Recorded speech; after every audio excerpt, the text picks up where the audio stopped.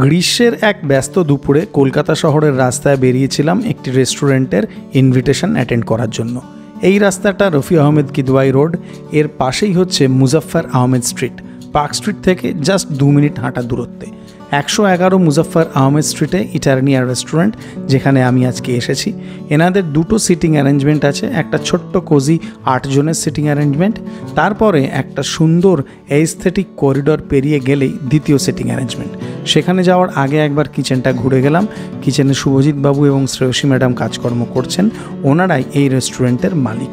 নানা রকম খাবার তৈরি হচ্ছে। এইবারে দেখুন ইটারনিয়া রেস্টুরেন্টের এই নতুন সিটিং অ্যারেঞ্জমেন্ট। এখানে 26 জন মানুষ বসে খাওয়া দাওয়া করতে পারেন। এবার একটু মালিকদের সাথে আলাপ করি। আমার সাথে শুভজিৎ বাবু এবং শ্রেয়সী ম্যাডাম আছেন।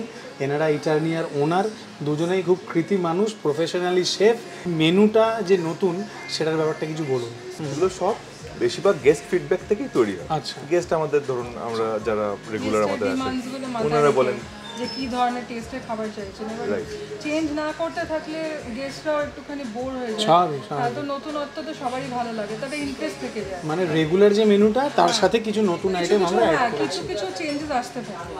আর একটা জিনিস যেটা আমি বলবো, এনাদের একটা খুব ইউনিক স্টাইল অফ প্রেজেন্টেশন আছে, মানে সেইটা দেখলে না মানে এনাদের দুজনকে কালিনারি আর্টিস্ট টাইপের এরকম একটা কিছু বলতে হবে। সত্যি কথা, প্রথম কথা তো আপনাদের এত ইউনিক কাটলারি আগের বারেও ছিল এবং এত ইউনিক স্টাইল অফ প্রেজেন্টেশন, এবং তার সাথে সাথে দামটা একটা ঠিকঠাক রেঞ্জে, মানে আমার মনে হয় সেইটা যে এই চত্বরে পার্ক স্ট্রিটের একদম কাছে এই চত্বরে দামটা আমার মনে হয় যে মানে এই ধরনের প্রেজেন্টেশন এরকম জায়গার একটা ঠিকঠাক রেঞ্জে চেষ্টা করি কোয়ালিটিটাকে মেনটেন করে যতটা প্রাইসটা মানে অ্যাফোর্ডেবল রাখা যায়। আর এখন আপনাদের আজকে মনে কোনো পার্টি টাটি আছে? বেলুন টেলুন সাজানো হচ্ছে? আজকে একটা ইভিনিং একটা বার্থডে পার্টি, বার্থডে ইভেন্ট আছে আমাদের 24 হেডস। আচ্ছা, তো আর কি বাচ্চার বার্থডে, তো পিঙ্ক এন্ড আমি ভায়োলেট বেলুন টেলুন দেখে আমি ভাবলাম যে নিশ্চয়ই বার্থডে আছে। ডিমান্ড ছিল যে পিঙ্ক এন্ড ভায়োলেট চাই। এমনি এই যে এই প্রাইভেট পার্টিগুলো বার্থডে ছাড়াও ছোটখাটো যদি কোনো গেট টুগেদার হয় সে সমস্ত তো আপনারা অ্যারেঞ্জ করে দেবেন। 26 সিটের নাম্বার আছে, একদম 26 সিটার আমার রেস্টুরেন্ট। তো আমরা 25 থেকে 30 হেডস অবধি আমরা কমফোর্টেবলি বসার ব্যবস্থা করে দিই। তো সমস্ত কর্পোরেট মিটস, বার্থডে, অ্যানিভার্সারি, ঠিক আছে, এমনিও অনেকে একটা গেট টুগেদার করতে চায়, ফ্যামিলি ফ্রেন্ডস গেট টুগেদার, সব রকম আমরা করি, ব্যবস্থা করি, কাস্টমাইজ করি মেনুটা। নট অনলি যে আমাদের এই টেবিল মেনু যেটা সেখান থেকে কেউ কাস্টমাইজ মেনু হোয়াটএভার খাবার যা যেরকম cuisine also apart from this menu, যেরকম ডিমান্ড থাকে কাস্টমার ওরকম গেস্টের ডিমান্ড অনুযায়ী করা। তাহলে দেরি করছেন কেন? স্ক্রিনে নাম্বার দেওয়া আছে তো, বিভিন্ন রকমের অনুষ্ঠানে যোগাযোগ করে নিন। একদম দুর্দান্ত প্রোগ্রাম হবে, এইটুকু বলতে পারি। এবার আমি এগুলো খাই, আমার খিদে পেয়ে গেছে। একদম একদম একদম একদম প্লিজ খেয়ে ফিডব্যাক দিন, আমরাও ভাবছি যে কিরকম লাগবে আপনার। না, নিশ্চয়ই ভালো লাগবে। জিভে জল আনা সব স্টার্টার পরিবেশন হয়েছে। এইটা হচ্ছে চিকেন মালাই কাবাব, এর সাথে আছে peri peri prawn poppers with cheese fondue. এইসব খাবারকে বেশিক্ষণ অপেক্ষা করালে ভগবান পাপ দেন। ইটারনিয়াতে একটা এখন মকটেল ফেস্টিভ্যাল চলছে, যেখানে 2টো মকটেল অর্ডার দিলে একটা ফ্রি আছে। এই স্ক্রিনে এখন আপনারা মকটেলের মেনুটা দেখতে পাচ্ছেন। এটা পাইনাপল মার্টিনি ছিল, সুন্দর। এতে মশলার ফ্লেভার আছে, যে মশলা এনারা দিয়েছেন, সাথে পাইনাপেলের সুগন্ধ। পেরি পেরি প্রন পপার্স আছে, এরকম সাইজের চিংড়ি, পেরি পেরি মশলা দেওয়া, হালকা একটা বাটার, সাথে আছে চিজ ফন্ডিউ, লিকুইড চিজ, তার উপরে চিজ গ্রেট করা। গরম চিজের যে দুর্দান্ত ফ্লেভার আছে, একটা দারুণ ক্রিমি ব্যাপার, সেইটা প্রথমে এলো। তারপরে পেরি পেরি মশলা দেওয়ার জন্য যে একটা ঝাল ঝাল টেস্ট হয় সেইটা। আমি একটা উইদাউট চিজ ট্রাই করব। ক্রিস্পি টু দ্য কোর, মশলাটার একটা পাঞ্চ আছে।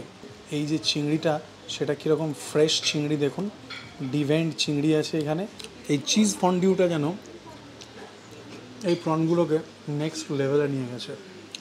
এইটা স্টার্টার হিসেবে শুরু করেছি প্রথমবার, এটা আমার দারুণ লাগলো। চিজি মালাই কাবাব আছে 1 পোর্শানে 6 পিস।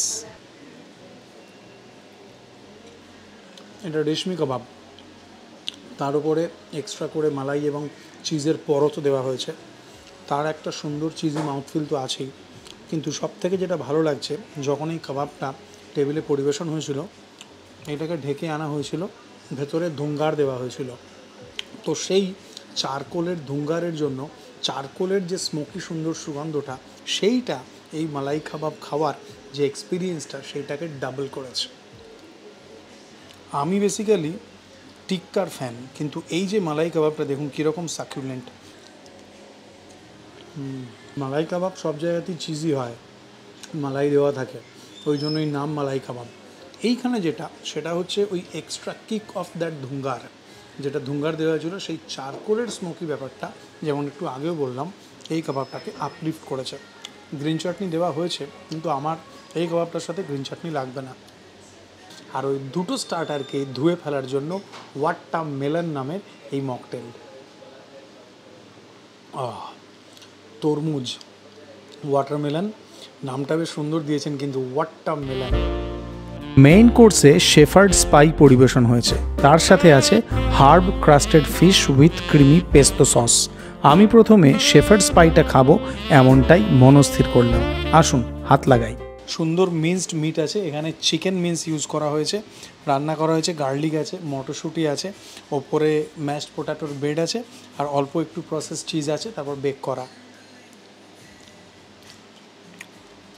আলু এবং চিজের একটা দুর্দান্ত ক্রিমি চিজি মাউথফিল আছে, এবং চিকেনটা যে বিভিন্ন মশলা রান্না হয়েছিল তার স্বাদ আছে।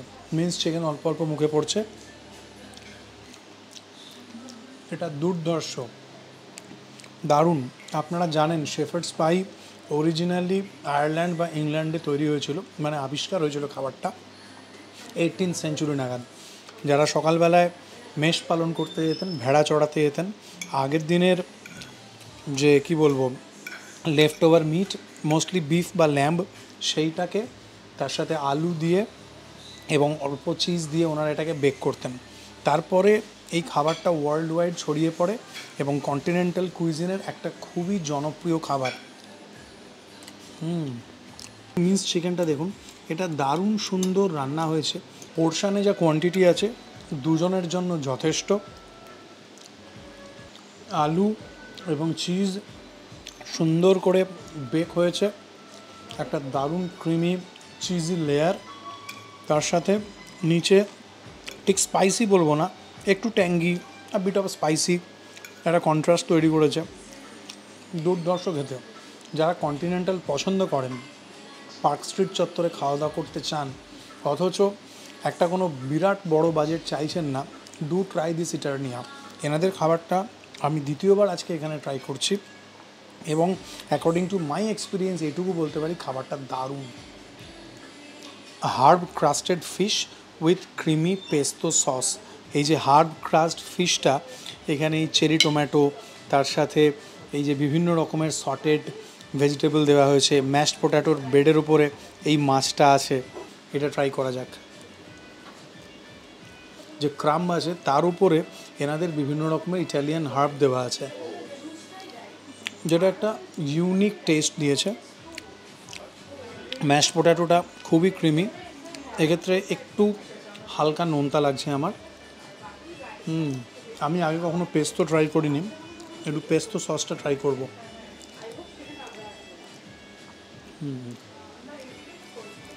পেস্তো সসের যে টেস্ট সেইটা বোঝাতে গেলে আমাকে আগে আরও 1-2 বার খেতে হবে ব্যাপারটা।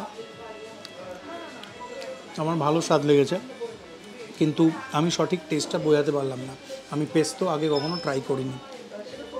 ইটালিয়ান হার্বস আছে, সেই হার্ব এখানে ক্রাম্বের সাথে এই মাছটাকে কোট করার জন্য হেল্প হয়েছে। আর মাছটা সুন্দর ক্রাঞ্চি, ভেতরে ফ্লেকি ভেটকি, বেশ লাগছে খেতে, দারুণ সুন্দর। এটা বাটার সটেড ভেজিটেবল আছে, যেরকম এই জুলিয়ান কাট করা গাজর আছে, বিনস আছে। বাটারে সটে করার জন্য একটা দারুণ সুন্দর বাটারের যে আরোমা থাকে সেইটা, হাই হিটে সটে হয়েছে। শুধু ম্যাশ পটেটোটা একটু হালকা নোনতা মনে হয়েছে, বাকি সব একদম পারফেক্ট,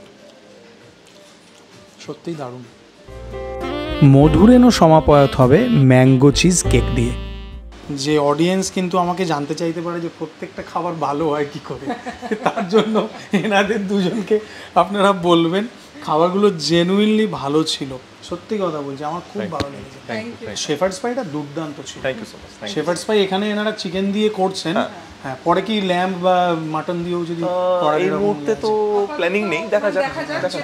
তবে ওটা খুবই ভালো ছিল, নিজেদেরই বেক করা তো এটা একদম হোমমেড এভরিথিং। ওপরে ম্যাঙ্গো সস দিয়েছেন আর পাকা আম দেওয়া আছে, নেক্সট লেভেলে নিয়ে গেছে।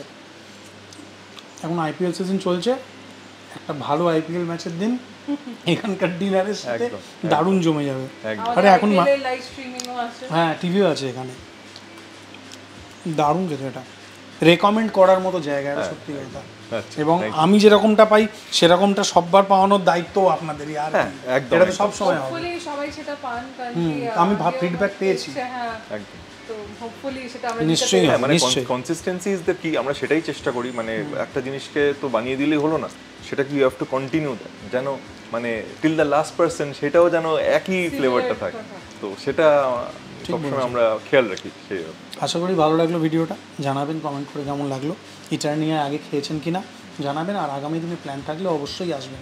পার্ক স্ট্রিটের খুব কাছে, কিন্তু অতটাও দামি জায়গা নয়, অথচ খাবারগুলো কিন্তু ওই রকম কোয়ালিটি পাবেন, এইটুকু বলতে পারি। এনাদের উপরে সেই ট্রাস্ট আছে আমার, দারুণ খাবার একদম আপনাদেরই জায়গা। ঠিক আছে, প্লিজ আসবেন, আমরা খুব খুশি হব, হোস্ট করব আপনাদের, খুব ভালো লাগবে, আশা করি আসবেন প্লিজ। টাটা। শুভজিৎ বাবু এবং শ্রেয়সী ম্যাডাম দুজনেই একেবারে চ্যাম্পিয়ন হোস্ট, ওনাদের হসপিটালিটির জবাব নেই। আর ইটারনিয়ার খাবার সত্যিই দুর্দান্ত। আপনাদের সাথে আবার দেখা হবে আগামী শনিবার 26 এপ্রিল আসানসোল খাদ্য সফরের তৃতীয় এবং শেষ এপিসোড নিয়ে। ভালো থাকবেন সবাই।